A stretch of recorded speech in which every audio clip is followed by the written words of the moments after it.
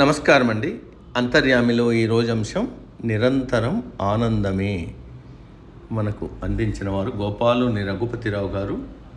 వినిపిస్తున్నది మీ విజయభాస్కర్. మానవ జీవితం చిత్రమైనది. దాని పోకడ గ్రహించడం సులభం కాదు. మనసు ఆడించే నాటకానికి జీవితం వేదిక అవుతుంది. ఒకానొక క్షణంలో కారణం లేకుండా సంతోషం కలుగుతుంది. మరో క్షణంలో సంతోషపు మెరుపు అంతర్ధానమవుతుంది. శరీరం వేదికగా మనసు విన్యాసాలు అనూహ్యం. హృదయానికి దగ్గరగా వచ్చే బంధుమిత్రుల నుంచి చాలా ఆశిస్తాడు మనిషి. కాలగమనంలో వారి వల్ల కలిగే ఆశాభంగాలు అతడి సంతోష ఆనందాలకు కళ్ళెం వేస్తాయి. జీవితపు ఆటలో గెలుపు తనదేనని ధీమాగా భావించే మనిషి భావన తప్పు కాదు. అయితే గెలుపు చక్రపు అదృష్టమనే ఇంధనం ఆవిరై పరిభ్రమణం ఆగిపోవచ్చు. ఊహించని అవమానాలు ఎదురైనప్పుడు మనిషి కుంగిపోతాడు. అందుకే మానాలను సమంగా దర్శించమన్నారు దార్శనికులు. సన్మానాన్ని అవమానాన్ని ఒకేలా చూడటం విశేష సాధన వల్ల సాధ్యమవుతుందన్నది విజ్ఞుల మాట. వృత్తిలో రాణిస్తూ ఆస్తులు సంపాదిస్తారు. సంపదను కడదాకా నిలుపుకునేవారు కొందరు మాత్రమే. పెట్టి పుట్టాలంటారు. గత జీవిత దాన ధర్మాల వల్ల అయాచిత సంపద కలుగుతుందని ఓ నమ్మకం.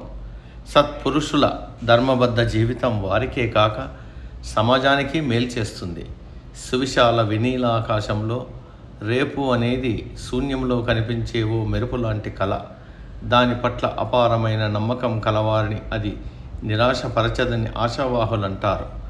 రేపటి కళ సాకారం కావడం కోసం మనిషి తన స్వధర్మాన్ని నిర్వర్తించవలసి ఉంటుంది.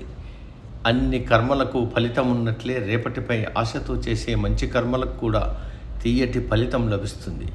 నిస్వార్థ కర్మలు వ్యక్తికి సమాజానికి మేలు చేస్తాయి. శ్రీకృష్ణ పరమాత్మ ఉద్బోధించిన కర్మయోగం సమస్త మానవాళిని ఉద్ధరించేదే. కాలం మనుషులను విడదీస్తుంది, కలుపుతుంది. మనిషి ఆశాజీవి. తన ఆశలకు అనుగుణంగా ప్రవర్తిస్తాడు. తనదైన శైలిలో కాలం ఫలితాన్ని అందిస్తుంది. కాలగమనంలో బంధువులు, స్నేహితులు సైతం ఆశించిన రీతిలో మెలగరు. ఒక వ్యక్తి ఉద్బోధ వల్లనే మరొకరు ఎంత మాత్రం మారరన్నది లోకరీతి. మార్పు చెందవలసిన సమయం ఆసన్నమైతే కానీ మనిషి మారడు.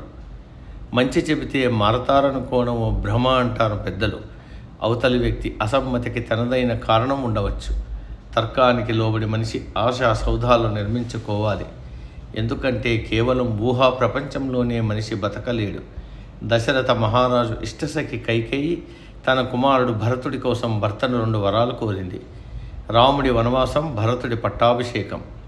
ఎవరి భవిష్యత్తు ఉజ్వలంగా ప్రకాశించడం కోసం కైక ఆ 2 వరాలు కోరిందో ఆ భరతుడి ఆవిడ అనుచిత ప్రవర్తనకు నిందించి దుర్భాషలాడతాడు.